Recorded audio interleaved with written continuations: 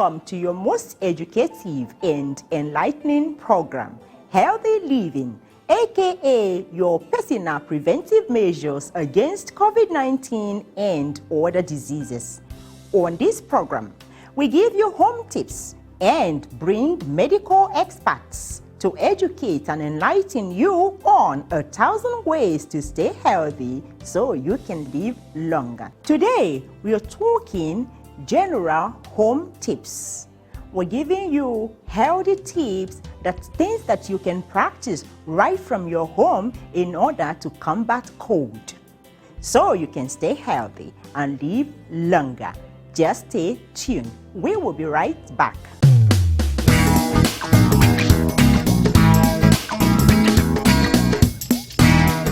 Welcome back.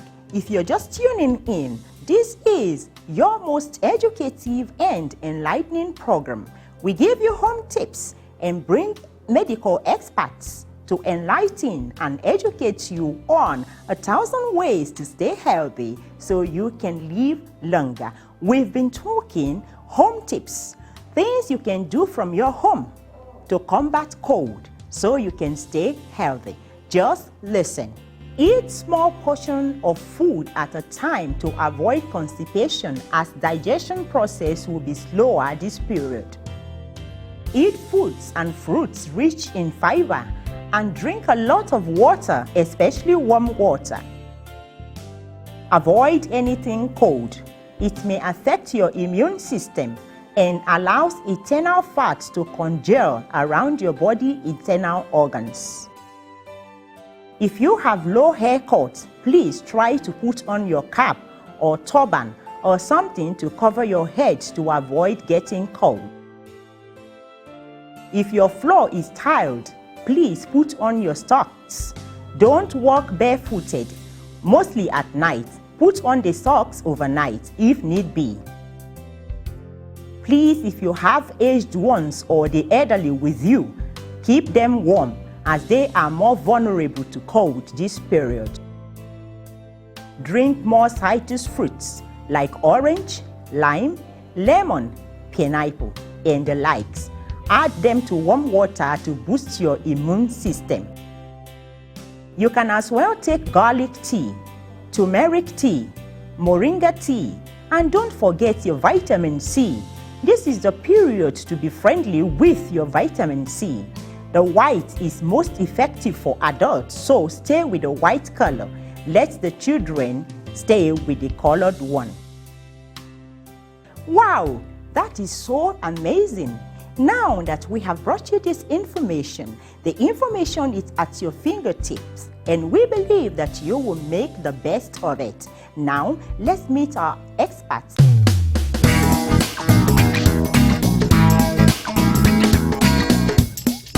Dr. Paul, good to have you again today. Good afternoon. All right, good afternoon, Doctor. Okay, so today we're talking what leads to bad eyesight. Thank you, viewers.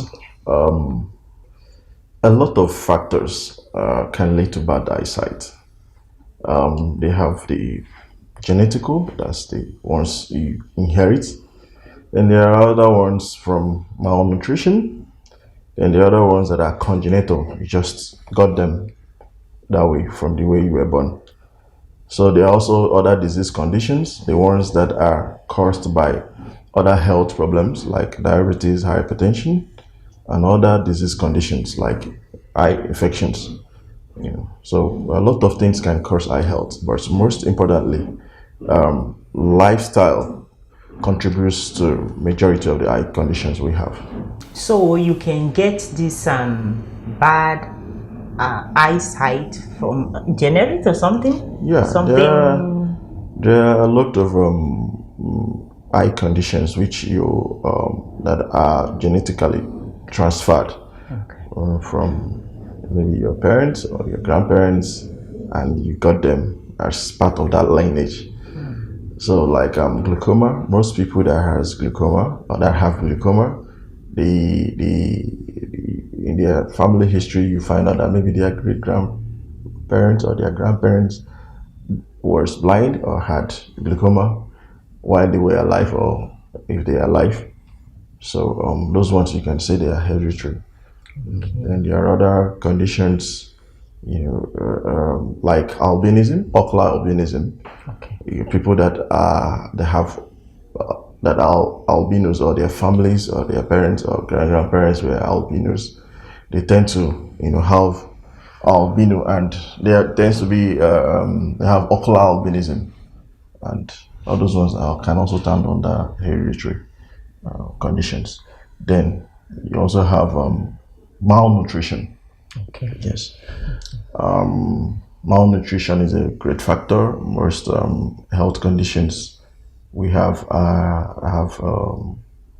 one way or the other linked to malnutrition. So most times here in Africa, we don't have a very good dieting.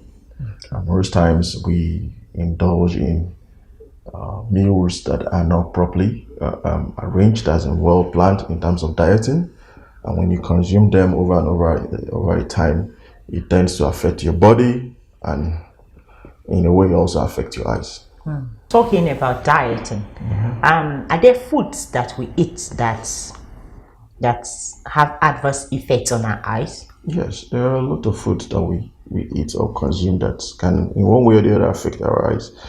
For people that are predisposed to having diabetes, when you eat a lot of carbohydrate and it's not properly metabolized, and you have a higher glucose level in your blood, it will, in one way or the other, affect your eyes. Then people that abuse alcohol can also, in one way or the other, affect your eyes.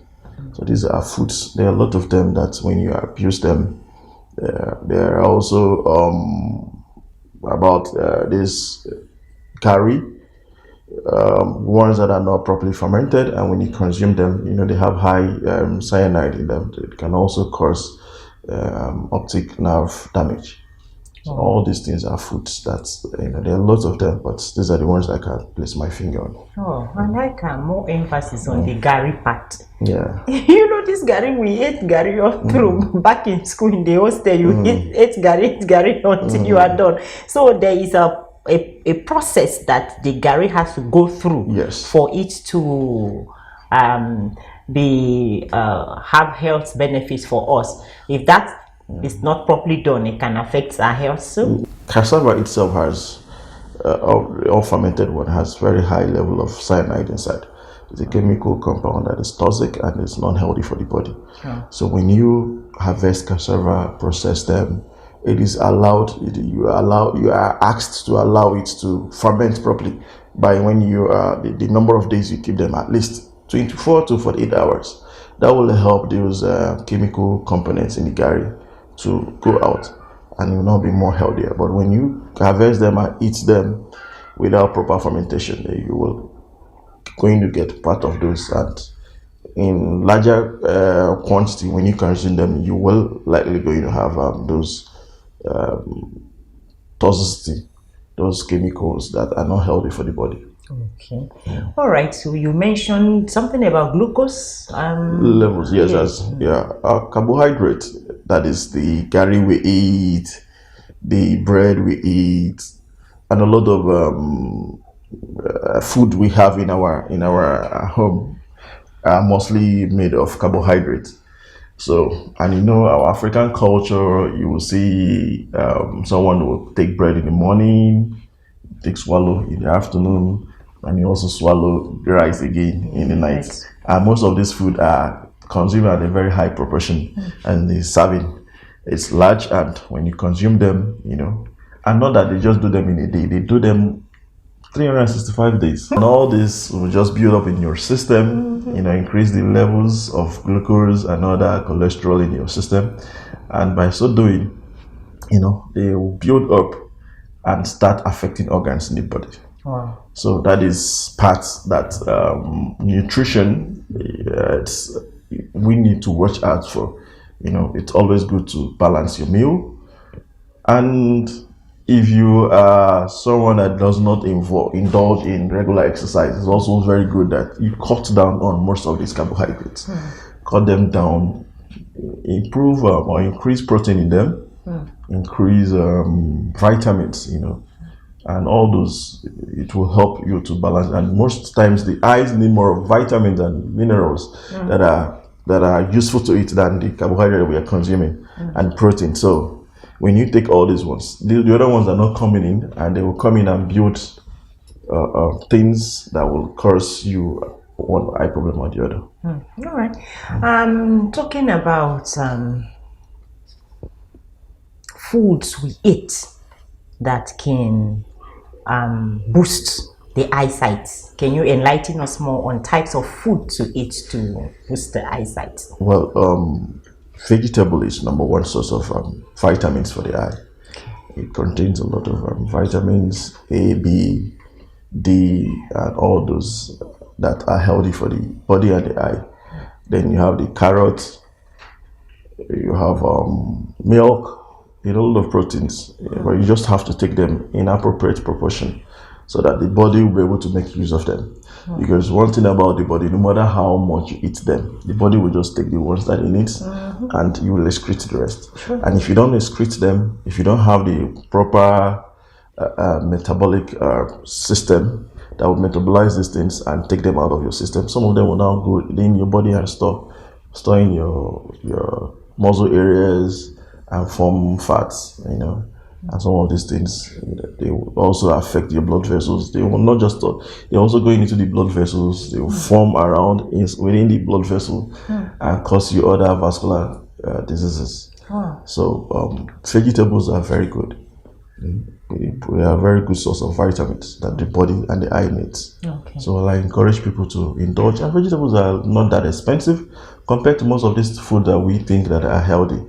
We have a lot of vegetables. You have the pumpkin, you have the water leaf, there are a lot of them there. There are cucumber, there are garden egg leaf. All these leaves are, we can find them in our garden. We just try and make sure that they are in a proper proportion in our meal, and that will be healthy for us. That's where the issue lies. How do we then know the proper proportion to take? When you have your meal, make sure you have more of vegetables than carbohydrate. That's the only formula. That means if you put them that way, you will live healthier and you live longer. But if you put more carbohydrate than vegetables and protein, you will develop more health conditions. All right, thank you, doctor. Are there more how do I put it now, lifestyles aside from fruits and all the other lifestyles that we live that may affect our sight? There are a lot of them, especially alcohol abuse. That is a major one that I know. And there are a lot of people that they don't exercise. They don't just wake up in the morning, they brush their teeth, they have their heavy meal, breakfast, they jump into their car, they drive straight to the office. They will take 1 or 2 steps to their table and they sit like that for almost 8 hours. The next day, all those kind of sedentary lifestyle also pose a heavy threat to the body and the eye. So for alcohol abuse, there's been a lot of abuse, in Africa, and people just, consume this alcohol as if it's food, and it is not. It causes more damage to the system than we think. So not just for the body, but for the eye, even the brain. So it's most of our lifestyle too. It's really putting us under unnecessary pressure and exposing us to a lot of health challenges. Okay. All right, doctor. At what point will you know that your eyesight is becoming bad and you need to do something about it? There are a lot of eye conditions that will give you signs, and you will need to with symptoms that make you want to seek for an opinion from an eye specialist. But there are ones that don't will not give you any until maybe it has gone into a very ugly stage. When I say ugly stage, it's mostly when you go to the clinic, there are little or nothing that the doctor can do more to you. We just advise you and all that, but we don't always want our patients to come in at that stage. We always want people to come in where we will be, your eyes are okay, your eyes are doing well, all right, do this, avoid this, avoid that. It's better because everybody goes home happy. But I don't want to have you in the clinic and you have an advanced stage glaucoma where I will tell you, There's nothing. The only thing you need to do is continue using your drugs. Maybe change your lifestyle. If you're no longer having a very good vision, we'll tell you to stop driving at night, stop going to work. All those kind of things is not something I want to be indulging in. So I always advise people, why it will cost you less to have a periodic eye check or body check than coming in late stages in most of these conditions. So periodic eye check is the goal. It's the main thing. It's what government, NGOs, health partners, churches, religious bodies should always advocate, because it will save the country a lot of money. There are a lot of money spent on health than on education. And all these things can be avoided when you adjust your lifestyle and when you do a proper eye check, a proper health check. I don't want to be, particularly if you keep this unhealthy lifestyle, it cuts across both children, young ones. This one does not use age. Exactly. It doesn't come with age. It comes with okay. Exactly. All right. Okay. When this healthy lifestyle is not kept or done or lived, and one is down with bad eyesight, what are the corrective measures? Well, there are a lot of corrective measures. There are a lot of things we can offer in the clinic. First of all, when you come in and we do a proper eye examination with all that we have, and we make a proper diagnosis, there are a lot of things that can be offered. Mostly, it can come in as an advice, medical advice, or counseling. Can also come in as visual aids like glasses, contact lenses, and other visual aids like computer or whatever aid that we feel that is appropriate for your eye condition. Then you also have medication. There are oral and topical, that is ones that you drop in your eyes, medications we can also give depending on the eye condition that you have at the moment. Then there are also medical, surgical advice for something like cataract, glaucoma, and other maybe tissue growth that needs to be removed. All those ones, they are all part of the solutions that we offer in the clinic. So it is always good to, when you notice, a departure of what you used to have from your vision, maybe you're looking at your eyes and it's not looking the way it used to be, especially if there are growths coming out, there are color changes, or discomforts that you don't understand. It's always good to seek for proper medical advice. And another thing, it's when you don't have a professional advice, you tend to expose yourself to a lot of problems. There are a lot of advice going on. Someone will tell you, when you have a very severe itching, you put an onion in your eyes, And someone will tell you put salt water, some will tell you put breast water, some will tell you, there are a lot of them out there, giving all sort of. There is even a video I saw sometime, people removing cataract with one orthodox method, exposing themselves to a lot of risk that can end up not solving the problem but getting you blind. So I saw someone that I don't know the mixture concoction the person did, and the person came in with a very severe conjunctivitis. We were lucky we were able to handle that and treat the person, and the person got better. But not everybody that is that lucky. By the time you come back, you might have lost one or two tissues, maybe the cornea, which is very important in your eye. And when you lose that part, replacing a cornea through cornea transplant, it's a fortune. You might sell one or two pieces of land doing that. That is if you have the money. Yes, if you have the money. So if you can just walk in and check your eyes and probably one or two drugs given, or maybe just an advice. There are some things that don't have to do with drugs. Yes, sure. There are some people that will just tell you, man, use warm water or use this or that to clean up, and they get better. So everything is not money and drugs, but it's better to do the right thing. It saves you a lot of stress and a lot of things that you get regretting in life. All right. I would like to correct an error. I see glasses here.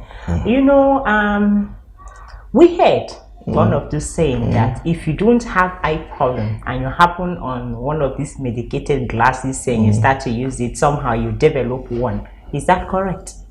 Well, I would say correct. I would say not so correct. There are a lot of people that indulge in wearing glasses that are not prescribed by eye professionals. I think that one is wrong. You can have sunglasses, which is very good. I always advise people to have, especially people that are living in the tropics. A lot of sun exposure and sunburn that are causing a lot of eye issues, especially cataracts. I forgot to mention that. Wow. Yes, exposure to high levels of UV, ultraviolet rays from the sun can actually induce cataract formation. So sunglasses are very advised. So you can have sunglasses that are well specified. There are ones that will tell you that will absorb UV 100%, but they are not.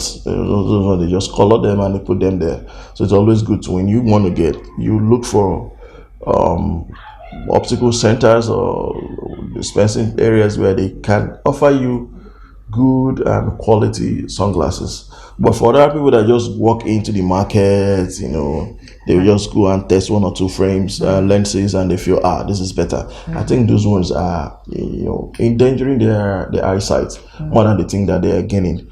Because most times you will be wearing something that is far away from what you're supposed to have. It could be just a very minor refractive error that will require a very low grade powers. And because a test was not done, and you have to do that manual kind of testing, and you end up wearing something that is not suitable for you, and you could develop headaches, nausea, you could develop a lot of issues. Sometimes it can even worsen your eye condition. So I don't advise people doing that.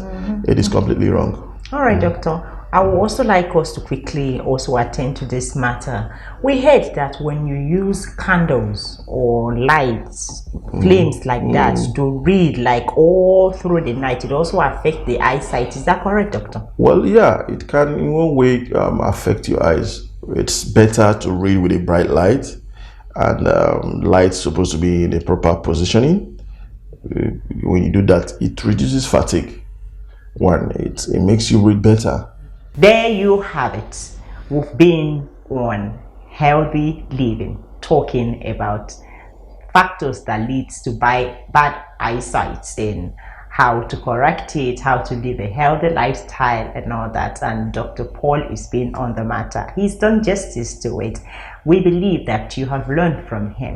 And after this education and enlightenment, we believe that you will start practicing all that you are counseled and advised, and your health will be better for it. Stay with us.